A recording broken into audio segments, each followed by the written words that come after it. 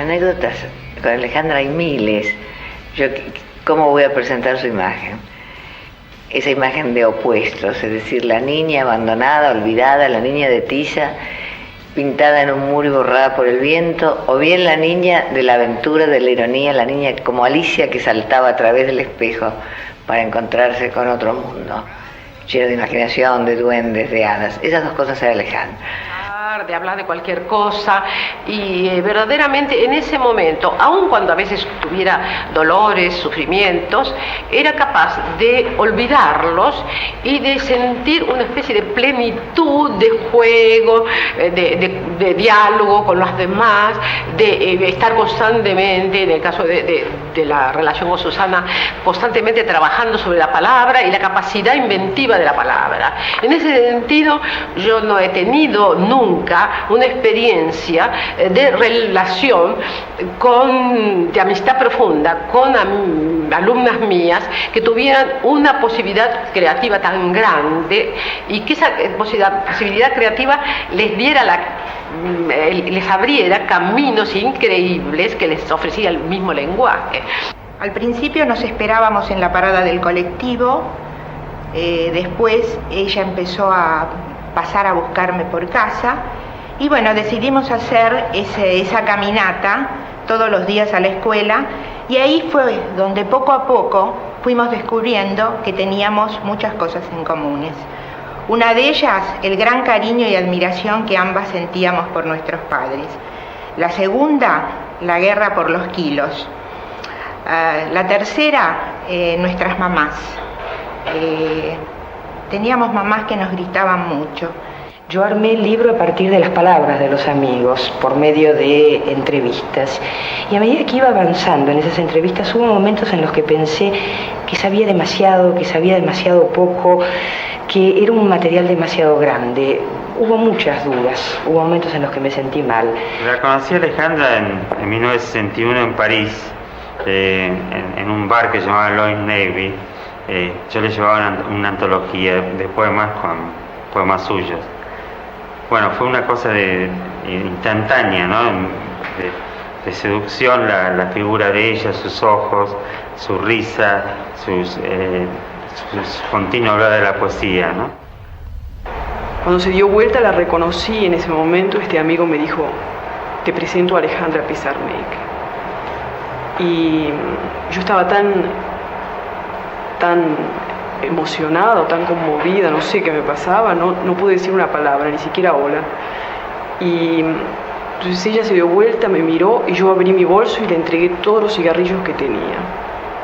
Y a cambio de los cigarrillos, ella arrancó una página y me regaló las pruebas que estaba corrigiendo en ese momento de la Condesa Sangrienta. Esa noche no había mucha gente, éramos un grupo de amigos diferentes, yo a varios no los conocía. Me llamó la atención en la casa de Alejandra, donde había varias fotos de los escritores que ella admiraba, del padre, por ejemplo. Las paredes estaban blancas, había descolgado todo. Era realmente impresionante. Y Alejandra se paseaba y se agarraba de los amigos, se colgaba de los brazos, como si se fuera a caer al vacío. Y estaba emotiva.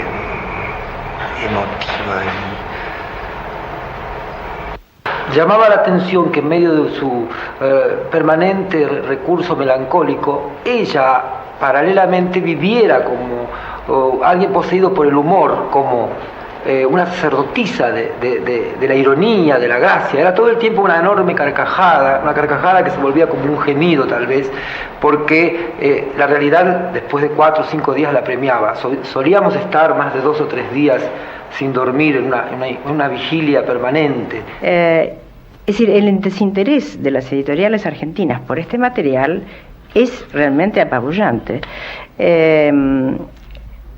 Yo estoy absolutamente segura que pueden pasar 5, 10, 20, 50 años hasta que se reconozca que Alejandra Pizarnik es el Rimbaud de Latinoamérica y de Hispanoamérica.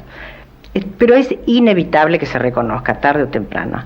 Lo que también se reconocerá simultáneamente es la miopía de las editoriales argentinas y latinoamericanas que dejaron pasar una oportunidad literaria y comercial pasmosa y cometieron uno de los errores más bochornosos de la historia de las editoriales argentinas.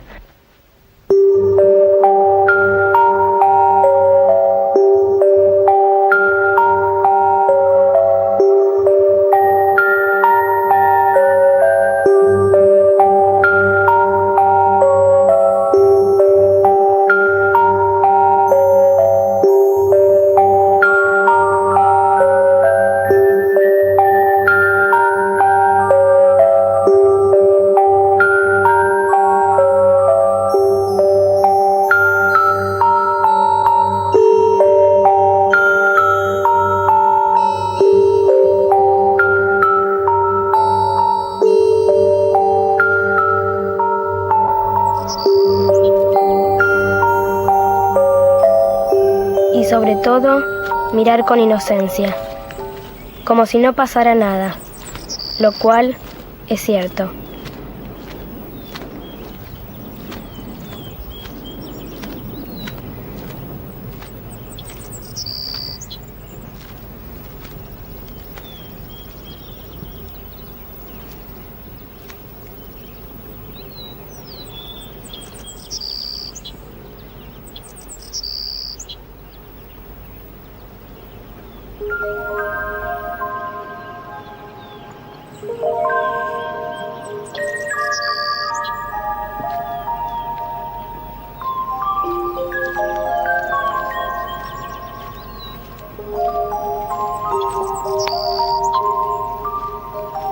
Ahora, en esta hora inocente, yo y la que fui nos sentamos en el umbral de mi mirada.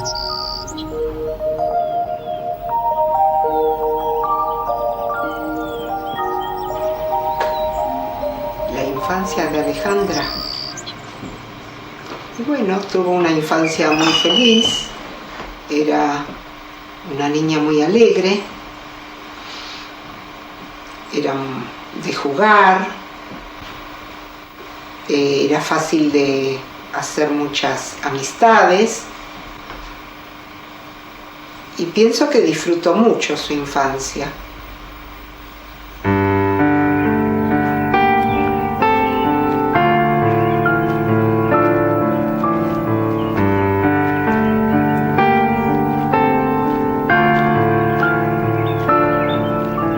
Y yo no diré mi poema, y yo he de decirlo, aun si el poema aquí, ahora, no tiene sentido, no tiene destino.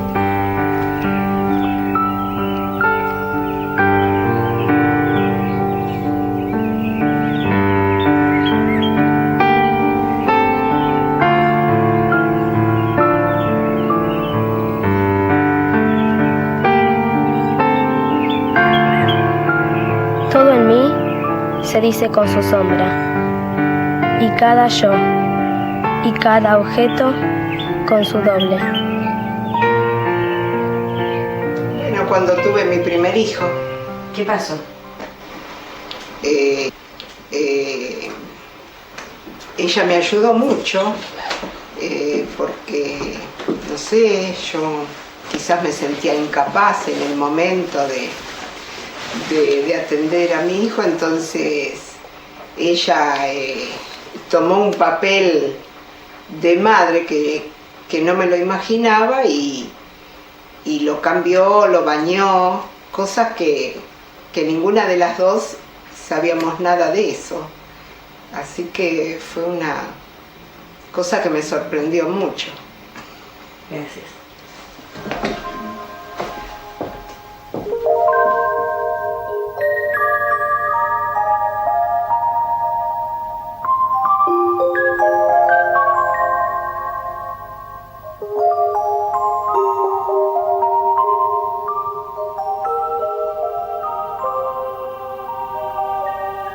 Alguna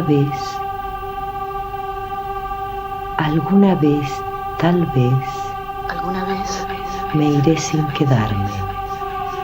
¿Alguna vez? Me iré como quien se va. ¿Alguna vez? Ahora. Ahora. ¿Alguna vez? Ahora. No tiene sentido. Ahora. ¿Alguna vez? No tiene sentido. Ahora. Ahora. No tiene sentido. ¿Alguna vez? Ahora. No tiene sentido. No tiene sentido. ¿Alguna vez? ¿Alguna vez? ¿Alguna vez? ¿Alguna vez? No tiene sentido. No tiene sentido. No tiene sentido. No tiene sentido. No tiene sentido.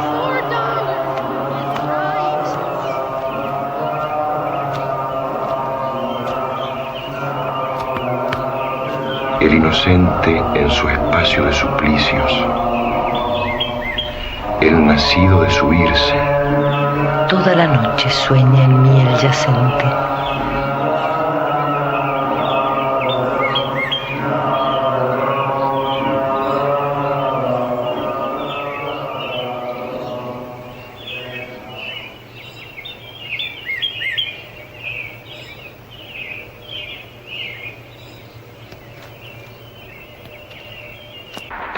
Bueno, yo estaba en mi pueblo, en Coronel Pringles, porque yo nací en Pringles y en realidad creo que nací 2 veces en Pringles por este motivo, porque cuando la conocí a Alejandra debe ser el primer nacimiento, o sea, creo que me sentí como si hubiera nacido. No hice más a partir de ese momento que buscarla a Alejandra. Leí unos pequeños poemas en prosa que habían salido en el diario La Nación y bueno, eso fue, digamos, el momento en que empecé a buscarla y el momento en que realmente yo sentí como un nacimiento por el asombro que me produjeron y por la introducción a un mundo asombroso a partir de ese momento. Cuando llegué a Buenos Aires, yo apenas se caminaba, lo que hice fue ir a la casa de Alejandra y visitarla.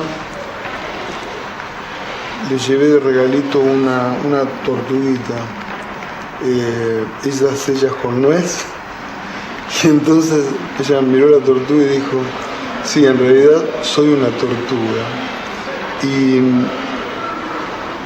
bueno, después con el tiempo pensé que sí lo era, pero en el sentido de que la sucesión de los lotos y la tortuga para las teogonías hindúes significan la eternidad.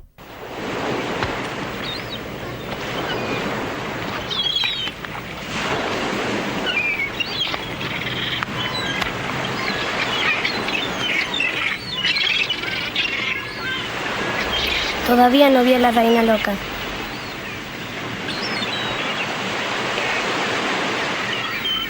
Entonces acompáñame y ella te contará su historia.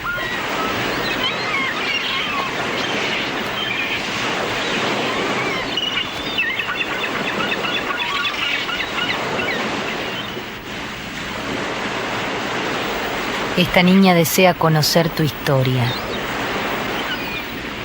Yo también quisiera conocer mi historia, si yo fuera ella y ella yo. Siéntense las dos y no digan una sola palabra hasta que haya terminado.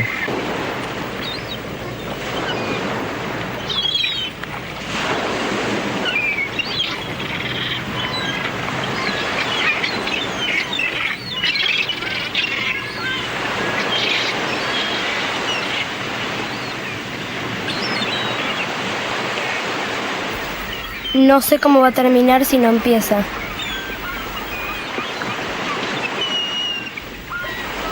Siempre divaga sobre lo que no tuvo. Lo que no tuvo la atraganta como un hueso.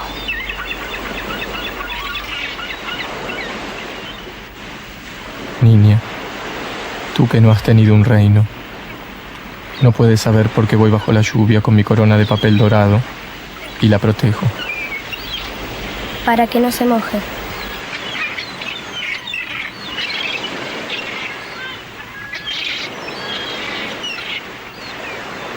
Es inútil contarte mi historia desde el principio de la conversación, porque yo era otra persona que no está más.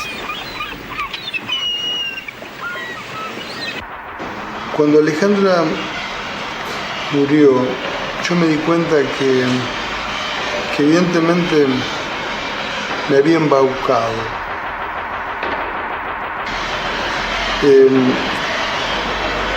Creo que es el poeta Ibn Fouad que dice que cuando tenemos que soportar la ausencia de un ser que nos ha embaucado con su presencia, recurrimos a la palabra como única cosa para poder soportar ese terrible abismo, esa cosa.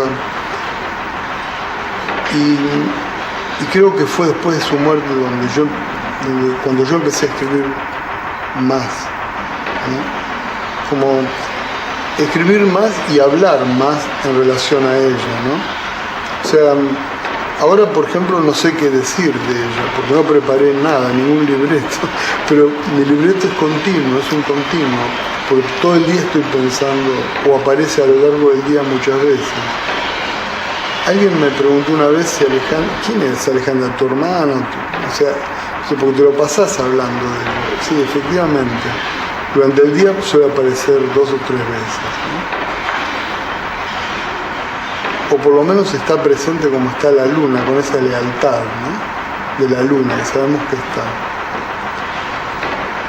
Y también, como diría Fellini, con esa voz, ¿no? Siempre la voz.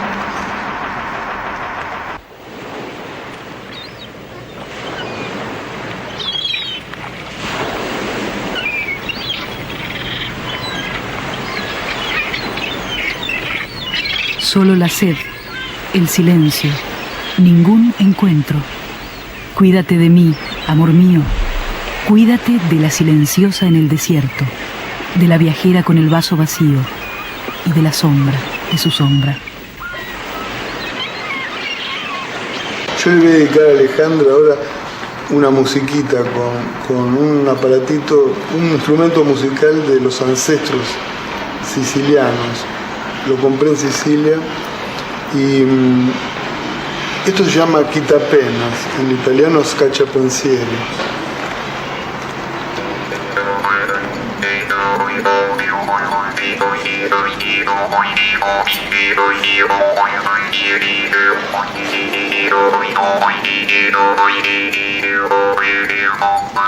Inclusive la muerte como tema, como rehén, era su patria, era su lugar de origen y allí tenía que volver. Entonces también le causaba gracia. Ella misma dice, el nacer, que es un acto lúgubre, me causaba gracia.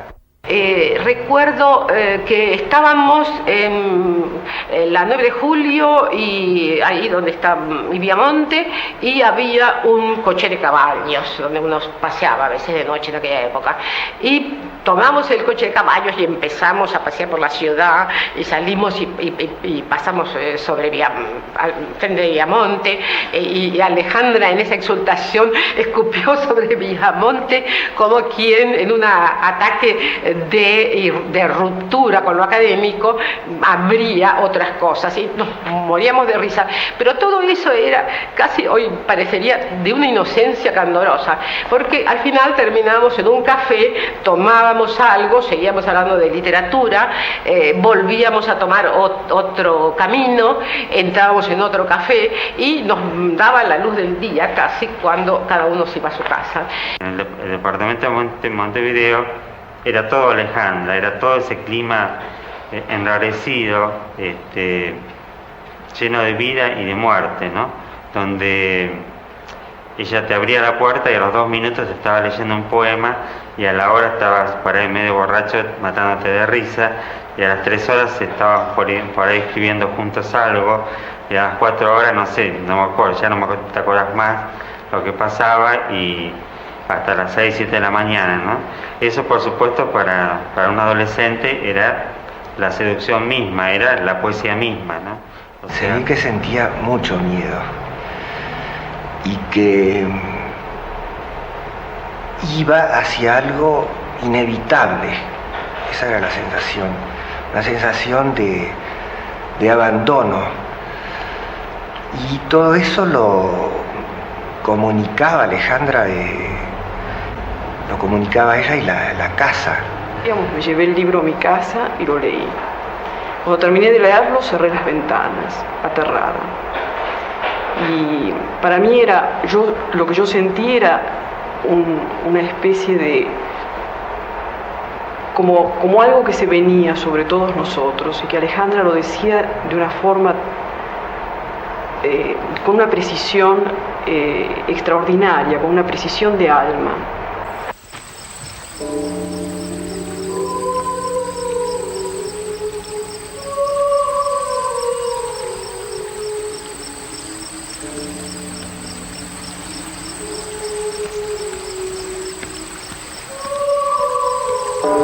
Existe una voluptuosidad inadjetivable en el hecho de comprobar.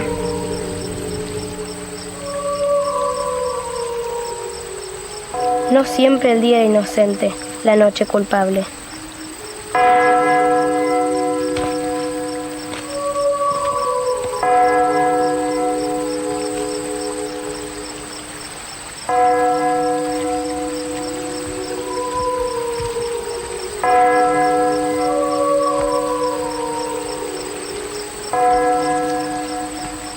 La inició en los juegos más crueles.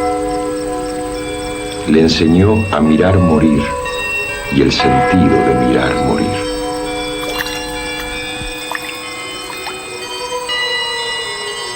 Personalmente prefiero mirar a la gélida reina de las nieves, a Erzsébet Báthory, que lucha por rasgar la propia melancolía y acciona violentamente contra las niñas o doncellas que son quizás ella misma. Busca liberarse de un presente congelado que no la deja sentir. Es delgada la frontera entre la liberación y el crimen.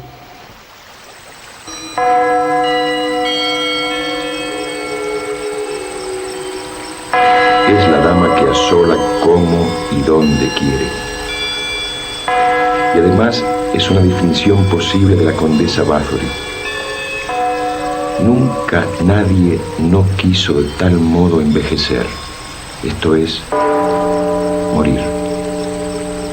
Por eso tal vez representaba y encarnaba la muerte. ¿Por qué? ¿Cómo ha de morir la muerte? Es la fundación de ese espacio cerrado y fisurado al mismo tiempo en la vida y en la obra de Alejandra Pizarnik, la que se ata a mi memoria y a mi lectura. Su legado, un legado suntuoso de desmesura, alguien que no se acomoda en la trampa, irónica, sin dejar títere con cabeza, maravillosa camarada de aventuras, sucia, fea y mala, muerta de deseo por vivir.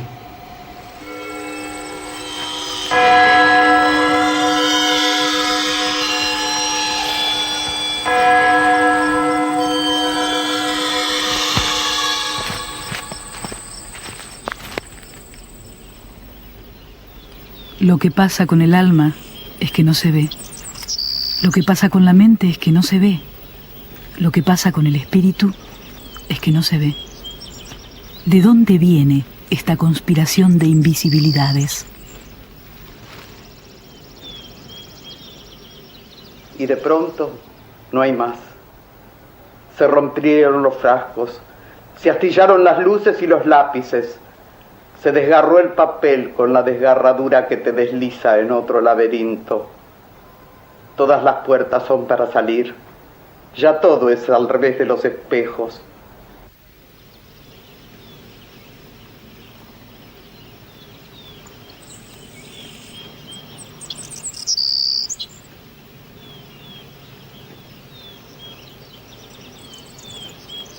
Pero otra vez te digo, ahora que el silencio te envuelve por 2 veces en sus alas, como un manto, en el fondo de todo hay un jardín. Ahí está tu jardín, Talita Kumi. Son las palabras que Jesús le dice a la hija de Jairo cuando la resucita y que quieren decir, levántate, muchacha.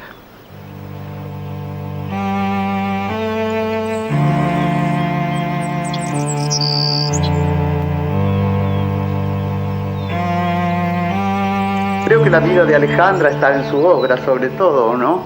No sé, su palabra es su propia vida, ¿no? Como su palabra es su propia muerte.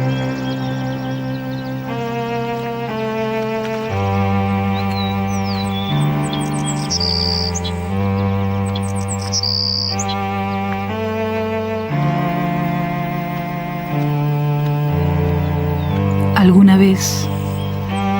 vez, tal vez, me iré sin quedarme. Me iré como quien se va.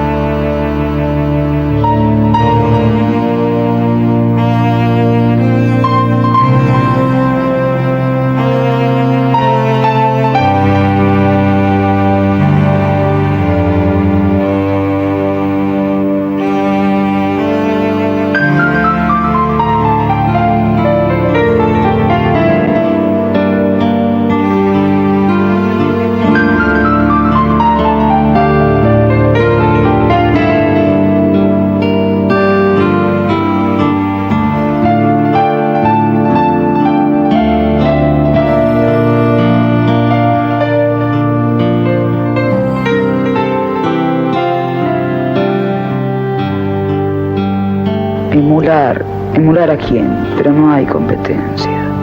Solo existe la lucha por recobrar lo que se ha perdido y encontrado y vuelto a perder muchas veces.